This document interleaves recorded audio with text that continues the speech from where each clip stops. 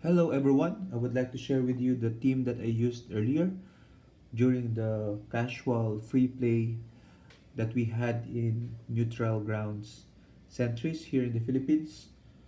And for the team, I use the name or the keyword robots. So first on my team is the Sentinel Squad 1. Sentinel Squad 1, which is 70 points. Let me show the card briefly. So Sentinel Squad 1, at the beginning of your turn, Sentinel Squad 1 may move one square. If an opposing character with the X-Men or Brotherhood of Mutants keyword is on the map, it may move one additional square.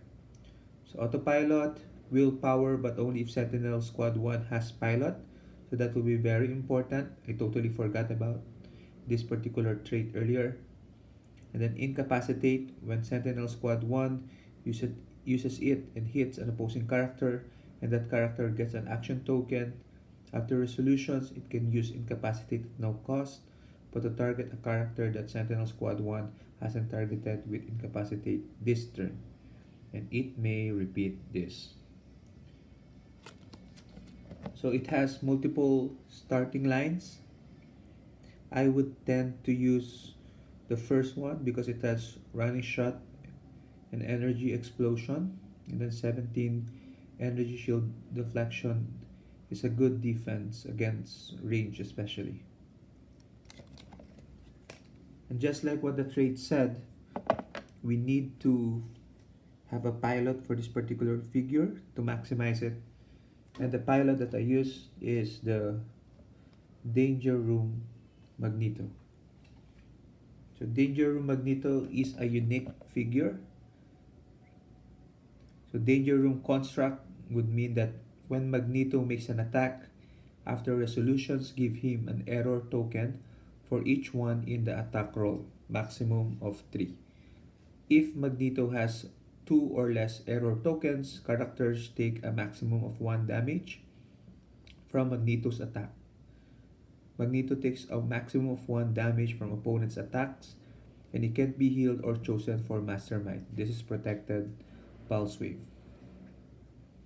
Lessons from the Danger Room: if Magneto is KO'd by an opposing character for the rest of the game, that character can use Energy Shield Deflection.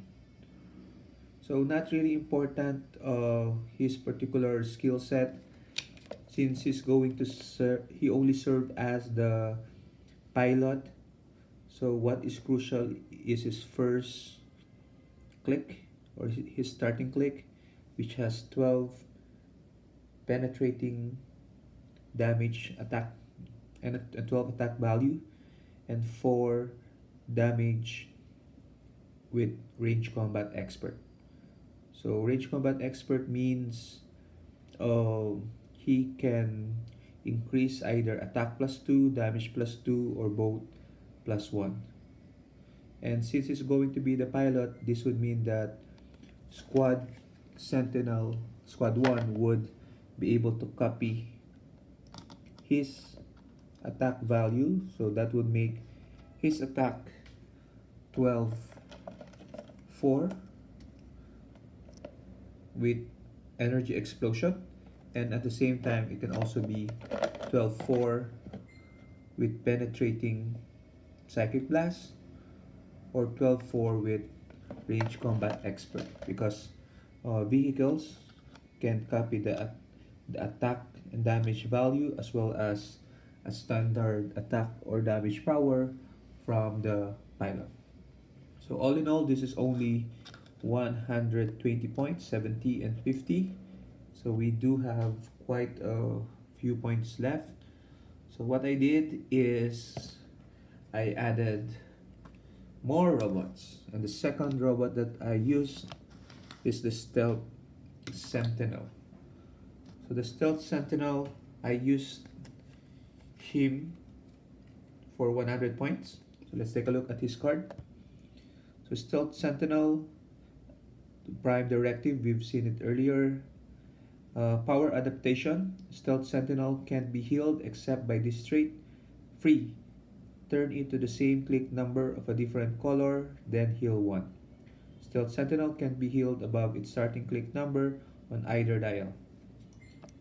And then Stealth Capture Mode, Incapacitate, Poison, Smoke Cloud as free, Emergency Systems, Stop, Toughness.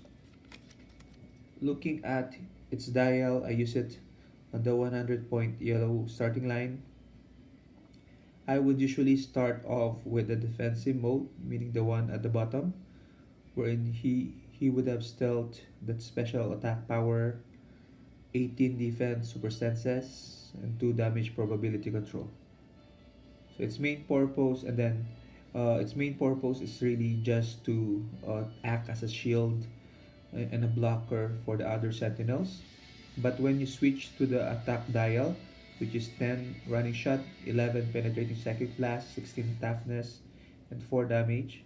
So um, that's really once the enemy missed attacks on him, then he can retaliate the next turn. Okay, so that brings us to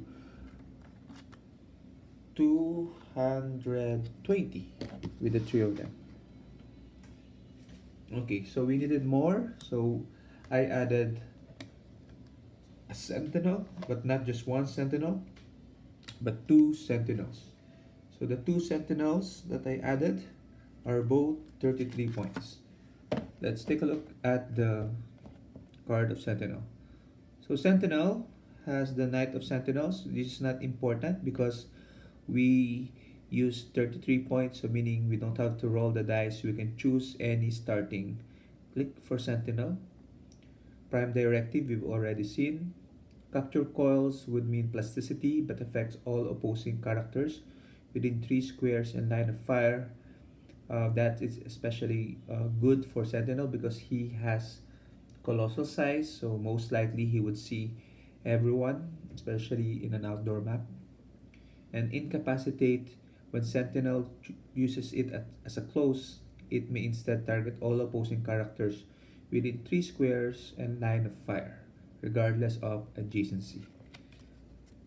So it has multiple starting lines. That would make it very flexible.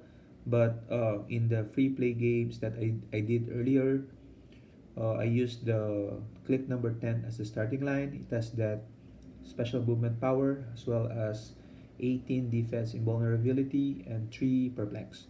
The most important for me was the perplex because it means I can increase the damage of the squad sentinel, which has Magneto as the pilot. So that can make him 13-7 considering the range combat expert. Or I can increase the defense of the stealth sentinel by +2 just to make sure that he is really hard to hit. So this particular team brings us to around 280 86 points. Okay, so I had to add one more, and since we're close to 200 points, what I decided to add was the suited henchman. Suited henchman, for those of you who are familiar with him, is only 5 points. And let me show the card. So for suited henchman, you have to roll a dice to determine the click number of the suited henchman. So it's pretty straightforward. The good thing is that the suited henchman does not break teamed, or meaning it does not count for or against a team. So we still keep our plus 5 for the map roll. Okay, and these are the different starting values for suited henchmen. So basically what I do is I would, at the beginning of the game, I would roll for the suited henchman's starting position or starting click, And then depending on what I get, I would uh, I would combine it with sorry with the choice of starting position for Sentinel Squad 1. So meaning if for example I roll click number 1 for suited henchman, which is the race combat expert, so that might mean that I'll use him instead to pilot the Squad 1 Sentinel. Okay, although most of the time it's really Magneto who will pilot, but there might be some chances that I'll use the suited henchman instead and have Magneto just move on his own to serve as call-in battery. So anyway, the team is not yet finished, so we still have uh, 9 more points. I think we are at 291. So for the last 9 points, I use 3 IDs. The first ID that I use is Rusty. Okay, I use this particular ID because Rusty is only I think maximum 50 points. So either Magneto when he's alone or used separately from Squad 1 can call him, or even at 25 points the Sentinel can also call him. So that's what's important for Rusty is he has energy explosion as well as poison. So if the Sentinels get close, then they can call in Rusty for poison. The second ID that I use is Cyclops. The Cyclops would simply call another powerhouse, which is the Super Cyclops from the XXS set. So everyone knows what this particular Cyclops does, especially at 50 points, wherein he would running shot, 8 movement, so that will mean 8, and then range of 8, that will make it 12 range, 11 attack, position strike, and then 3 damage. And if he is on the half of the map of the opponent, then he has penetrating psychic blast. So he would just be called in to running shot and then sidestep to disappear. And then finally, the last ID card that I used is Jean Grey. So the Jean Grey that I used for this particular team is the Chase Jean Grey from the X-Men the animated series set. So since she is 75 points, only the Stealth Sentinel can call her. So I usually would call her for the purpose of mind controlling lower figures.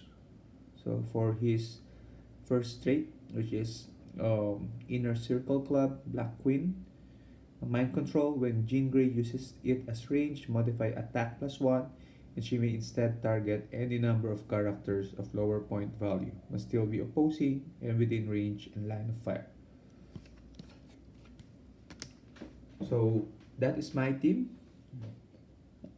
So I would usually begin my first turn by making sure that Magneto is beside Sentinel Squad 1, and then he will pilot Sentinel Squad 1. After he pilots Sentinel Squad 1, the other two Sentinels would perplex the defense of the Stealth Sentinel, and then the Sentinel Squad 1 will carry the Stealth Sentinel. Since Sentinel Squad 1 is a vehicle, the movement is not deducted by 1 while carrying. And then I would then after movement I will bring the Stealth Sentinel in front of Sentinel Squad 1, and then it has a trait to produce free hindering terrain via smoke cloud, so it will do that so that it can cover itself and the Sentinel Squad 1 behind it. So that's basically my first turn.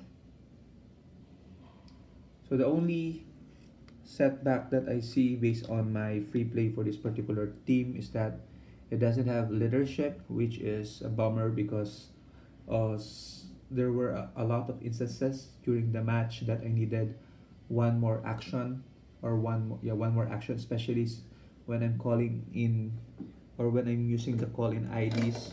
That would already mean two actions, one to call in and another one to give an action to the called in character. So sometimes I would need a fourth one just to make sure to be able to hit and kill the target opponent in the same turn. So that's my team earlier during the free casual game. So you might ask, how did I do? Well, I did poorly. Okay, I used the team against Sir Knight, and then I lost both games. He used the X-Men team, one Blackbird and one Fast Forces, but it was a good game. So during the first match, it came down between the Magneto um, Danger Room construct, okay, and the Cyclops Super Rare, which he used as the pilot for the Blackbird.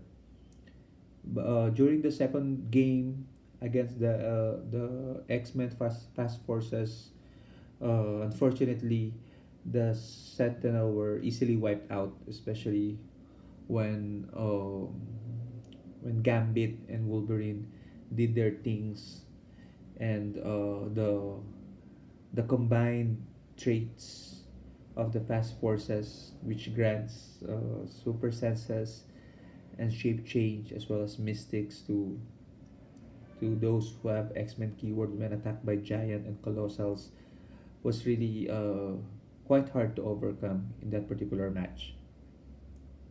So anyway, that's the team. If you have your comments, you can type it below. If you have some uh, suggestions on how this team can be improved, you can also post it there. I'm thinking we can probably make the Sentinels not 33 points but 25 points to give so that we have more room. Okay, but that might be a bit risky because that would mean we have to roll its starting position and again not make it so flexible in that sense. But definitely I'm open for suggestions regarding this tip. Thank you very much for listening. I hope you also try this team out if you have the figures and see for yourself. So whether it's a fun team or it's a lousy team. Goodbye.